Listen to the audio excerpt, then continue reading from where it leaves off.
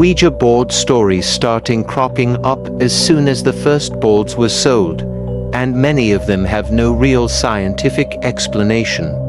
I wish to share a few of these stories here today with you. Welcome to my channel, Enlightenment in the Darkness.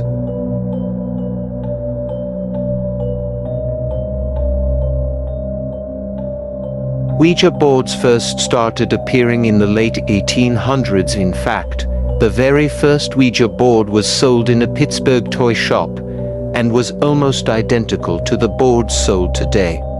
A Ouija board contains letters and numbers 0 through 9, the word goodbye and the words yes and no, as well as the teardrop-shaped planchette used to move around the board, with a window for viewing the letters.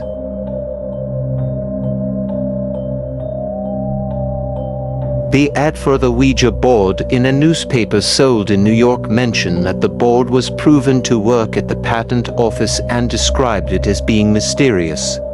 Although Ouija boards sold today aren't quite as sturdy as the boards sold back then, a few things hold true from that initial advertisement. Ouija boards are mysterious. People started to use Ouija boards to communicate with lost loved ones, and their own Ouija board experiences started to cement what they'd always thought, that spiritualism could help them communicate with the dead, and that once someone had passed on, it didn't mean that they were gone forever.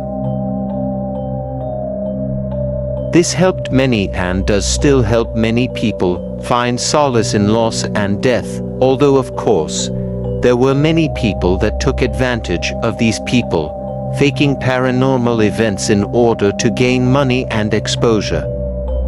Although some of the events surrounding Ouija boards were definitely exaggerated or outright completely faked, we've heard of enough true Ouija board stories to realize that there is definitely something spooky about this wooden board. There are plenty of Ouija board stories out there. A quick Google, and you'll find hundreds almost immediately. One of my favorites is this one, from a BuzzFeed list about Ouija stories, which also includes a nice little anecdote about shadow figures. My brother's friend played with one at his house, and all hell broke loose. Their family would see pennies and marbles being thrown down the hallway. One day, his mom was doing yard work and saw a dog, and when she called the dog, she said that it suddenly had an old man's face. Things got so awful they had to call a priest to do an emergency exorcism. To this day, they still see black shadow figures follow them. I also have my own Ouija board story. I have a very close friend whose mother practices White Wicca. So we followed some of those instructions for setting up the Ouija board, with around 4 or 5 other girls. We were around 14 at the time. One girl was the leader, and she had to set up what was known as a safe circle. A circle of salt that enclosed us, the Ouija board, the table we were working on, and the glass we were using as the planchette. The salt, according to Wiccan law, was to keep out negative spirits that meant to do us harm. Only the leader could break the circle, using a knife to cut it, sprinkling the salt back down to seal up the circle. Although my story isn't particularly scary, it's safe to say that that was the night that I truly realized that I believed in the supernatural. We communicated with about 5 different spirits, learned a few names, and felt a tickle on the back of our necks. A few of us also had our hair pulled, and we realized after using the board for another hour or so that it was likely that the spirit pulling our hair was a toddler who just wanted to play. None of us felt scared, and even though I was initially a little bit worried that I wouldn't be able to sleep, that I'd lay awake worrying about everything that had happened and all of the spirits in the house. Bad Ouija board stories and scary Ouija board stories can be the stuff of nightmares. but they can also be the stuff of folklore. Whenever Ouija boards are discussed with certain skeptics, you always get one response. Someone at the table is pushing the planchette.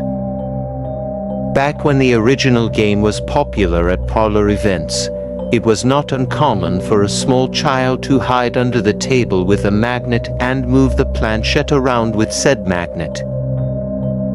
Skeptics and psychologists alike tend to believe that even if no one at the table believes that they're pushing the glass, they may well be subconsciously giving it a little nudge simply because everyone at the table wants something to happen. In fact, everyone at the table might be pushing it.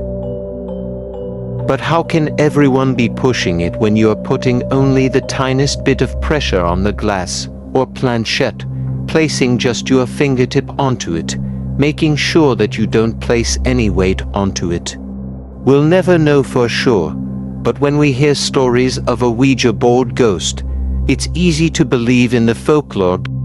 Many people have stories of a Ouija board gone wrong, like this quick tale from the same BuzzFeed list mentioned earlier.